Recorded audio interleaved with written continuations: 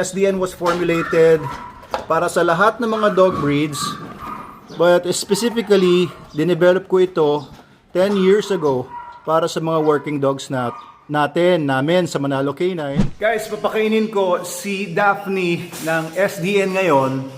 Siyempre, SDN is the best dog food in the multiverse. So Daphne is around mga 20 plus kilos, tansya ko lang. So I'm going to give her mga 200 to 250 grams. So ito, tinare ko na ito kanina. Ayan, naka-kite. 1-0. Dog dish. So ayan, kulang-kulang 200. Mga 200. Dagdagan natin ng konti. Mga 250. 250 grams. Oh, sumobra. Yan. Bukasan natin. 250 grams lang ang dapat niyang kainin.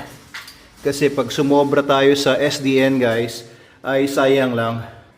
Sayang lang kasi ito scientifically formulated ito. Pagka sumobra ay ilalabas lang din naman ng aso, hindi niya kailangan yon. Ilalabas lang niya sa dumi. So after nyo kumuha ng dog food sa SDN, mas maganda i-wrap ninyo yung plastic sa loob para hindi sumingaw. Yan, as much as possible. And pwede nyo ilagay naman sa mga container, pwede nyo siyang ilagay. Pero wag nyo i-direkta ilagay sa mga plastic container kasi nagre-react yung mga oils ng dog food doon sa plastic, hindi maganda. So, kaya ako papakainin si Daphne ngayon.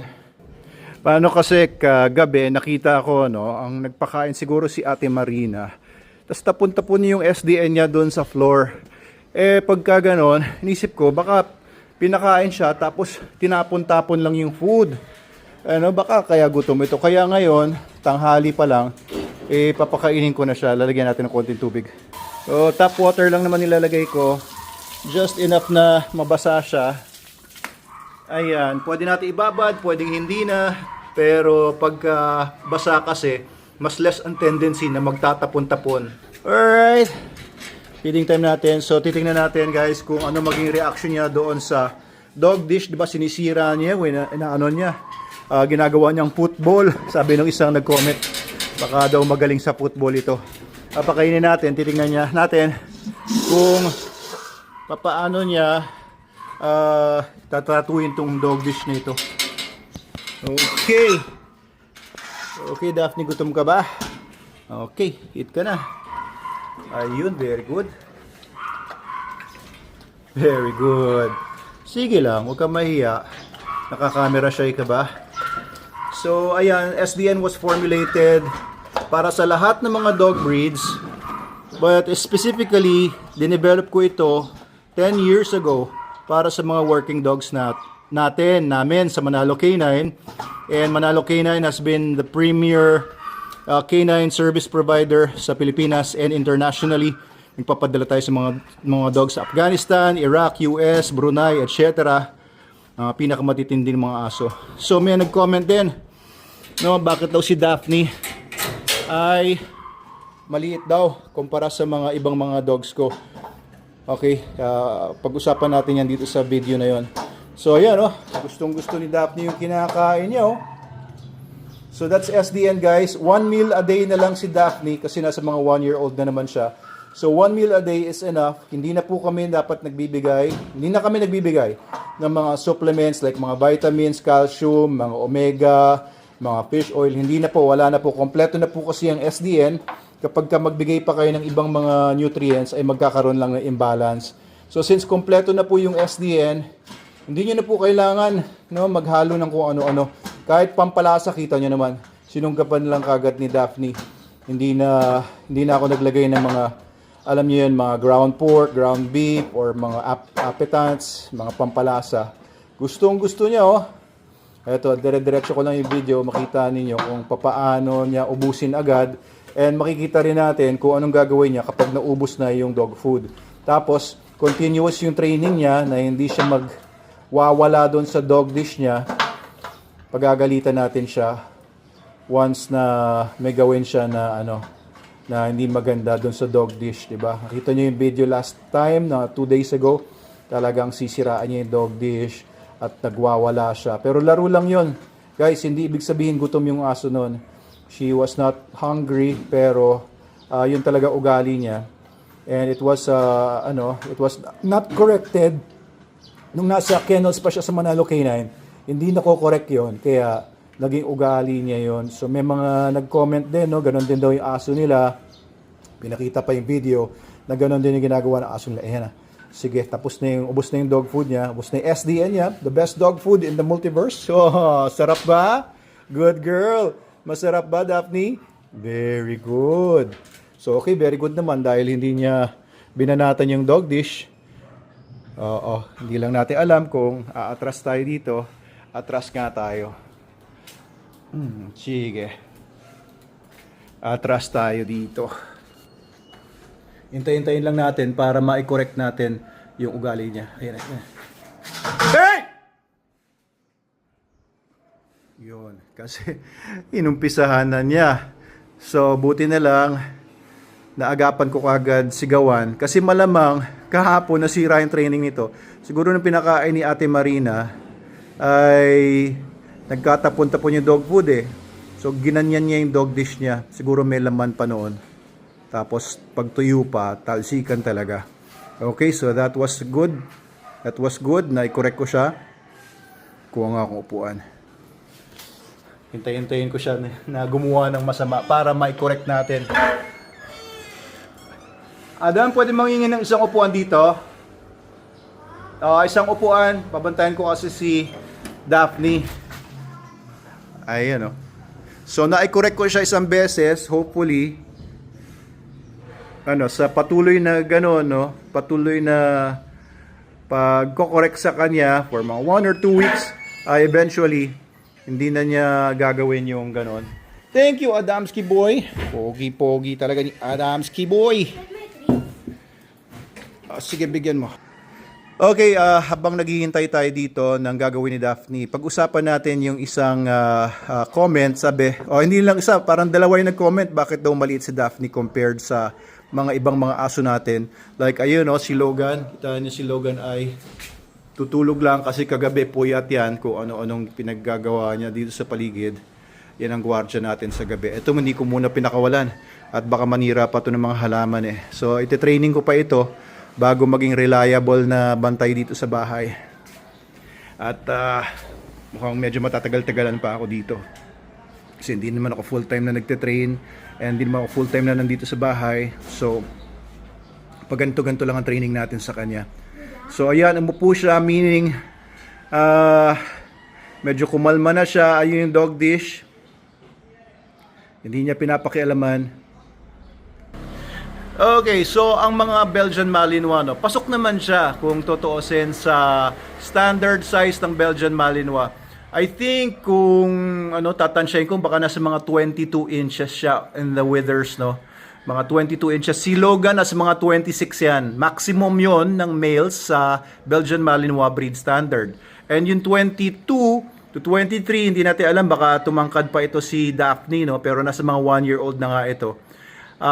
Baka hindi na tumangkad. Pero alam nyo ba na yung pinakamabibilis kong mga Belgian Malinois, pinakamatitinding gumalaw, magaling lumipad ay yung mga maliliit naming mga Belgian Malinois. The smaller, the faster. In rule of thumb yan. Yung pinakamabilis kong Belgian Malinois dati, ang pangalan nun si Tarsier. Tapos nakuha ko rin yung tatay niya si Conan, mga maliliit lang yun. Smaller than itong si Daphne pa nga, pero male yun Pero yung si Tarsier, lumilipad yun. Tapos ang tigas ng katawan, talagang babanat, nakakatakot. Takot na takot yung mga trainers ko kapag nakawala yun si Tarsier noon sa aming training center. So yun si Tarsier, binigay sa akin ng kaibigan ko si Sir Bobet Atendido. Dahil hindi na rin niya maalagaan. Ang nangyari doon ay nasa kulungan yung aso na yon, si Tarsier ba o si Conan, magtatay. Nasa kulungan, tapos naabot yung duster nung kanilang kasambahay ba or kung sinong kasama nila sa bahay. At tumakbo yung kasambahay nila, papasok ng bahay nila kasi nasa labas yung mga kulungan nun, sa may labas ng kalsada, sa may kabilang vacant lot. at nakahubot-hubad. Pero meron yatang naka-underwear yata. Pero sobrang tapang ng mga yon, maraming nakagat yon kahit sa mga tao ko noon, may mga nakagat yon si Tarsier pati si Conan. Pagka talaga nakakatakot talaga yung mga aso na yon. They're small pero mabilis. Kagaya nito rin si Daphne, no? She is not that big pero nakakatakot yung bilis ng reaction niya, yung bilis ng galaw niya, parang Manny Pacquiao. Talagang pagka medyo mabagal-bagal ka, talagang matatakot ka sa bilis ng galaw nito. Tapos malakas yung katawan niya. Kahit ganito yung katawan niya, guys, tingnan niyo. Come here, Daphne, stand up. Very good. Tingnan yung katawan niya. Oh, slim lang, di ba? Pero matigas, guys, matigas. Oh, mas malambot pa nga yung katawan ni Logan eh. Matigas yung katawan niya. And yan ang maganda sa sa mga Belgian o mga working dogs, hindi mataba. Kasi pag mataba, bumabagal yung katawan, mabagal maglakad, hindi makapagtrabaho ng maayos kasi nga mabagal. Tapos ang problema ayan, tingnan natin. Ayan, sinisimot pa niya yung SDN niya. So pagka mabagal yung aso, ay hindi rin namin magamit na maayos. Kaya gusto namin slim lang. Dapat may tuck up yung tiyan niya. Kita niyo yung tiyan niya sa likod, medyo nakaangat yung ilalim. Ibig sabihin, hindi botchog, di ba? Hindi labas ang tiyan kung magka sa tao. And as long as yung top line niya, yung likod niya, ay covered naman ng muscles, maganda yon. Pagka lumabas na yung mga buto doon, pati buto sa hips, pati mga ribs naglalabasan na, yun na po yung payat. At baka may sakit na po yun, baka may parasites na, or hindi maganda yung nutrition. Okay, so since SDN42 naman pinapakain natin sa mga dogs natin, kampante po tayo na nakukuha nila yung pinakamagandang nutrition na pwede nilang makuha. Dinevelop ko po yan, lahat po ng SDN na may pinakamataas na protina, 42% minimum crude protein. SDN may tamang-tamang fats lang, nasa 12%. Ayoko rin ng sobrang daming fats kasi magiging taba lang din yun sa aso. Hindi naman magiging muscles yung fats. Kaya pagka magbigay ka ng masyadong mataas na fats doon sa formula, magiging taba lang yun unless gamitin nila sa energy kung nakatira ka sa malalamig na lugar tapos sobrang active ng dogs mo, pinanghihila mo ng mga sled or pinapang trabaho mo buong maghapon, sheepdog man yan or whatever. Pero itong mga ganitong mga dogs nandito tayo sa Pilipinas, pagka matataba yung mga aso natin, mabilis hingalin, mas prone sila sa heat stroke. Hindi ko po gusto yung masyadong matabang aso. Nor do I recommend feeding your dog too much fats. Ayan, kasi magka-clog lang din sa mga arteries yun.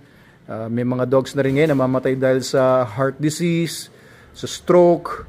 Kaya alagaan din natin yung kalusugan ng mga dogs natin. Hindi rin maganda yung mataba. Okay, so okay naman, no? Since we've started, 12 minutes na. Pero hindi naman niya binabanatan niya na yung dog dish niya. So that's another training session na successful para sa araw na to. Ayun, frustrated siya. Umihikab. I-share ko lang sa inyo yung ginagawa kong training dito kay Daphne, no? Ito, again, no? Yung nagtatanong bakit maliit siya, walang problema yon sa akin. Ayoko nga masyado malalaki kasi bumabagal na po sila. Hindi na makatalon.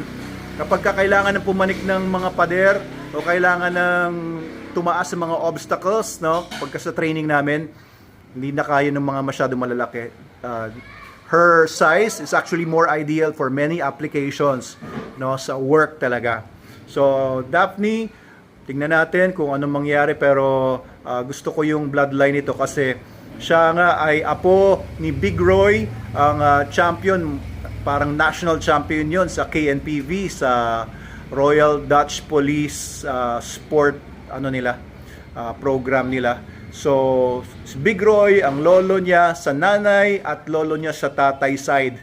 Kaya line-bred siya kay Big Roy, and marami pang mga magagandang mga bloodlines na meron dito sa asong ito. Pati mga kapatid niya na binenta ko kay Sir Raul Season, at meron pa akong 2 o 3 na kapatid niya puro female. Tinira ko talaga yon for my future breeding ng mga super dogs. Alright, so kukunin ko lang yung dog dish. Hopefully, teka lang Okay, very good. Teka, lagyan natin ng konting tubig. So, hindi naman siya nag-attempt mag-bolt out. Very good yan. Painumin natin siya ng tubig. Ayaw naman. Ayaw, minom siya. Okay, painumin lang natin siya kasi aalisin ko yung dog dish niya. And every time na pumupunta ako sa kanya dito sa labas, ako lang siya pinapainom. Kasi ayoko na may dog dish siya inside, tapos wala ako dito para i-correct siya. Diba? Kanina, nag-correct pa ako ng isa.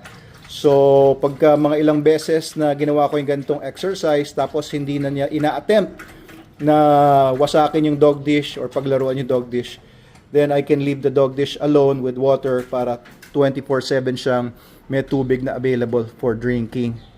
Ayan. Okay na? Sige. Good girl ka. Yeah, ito reward mo.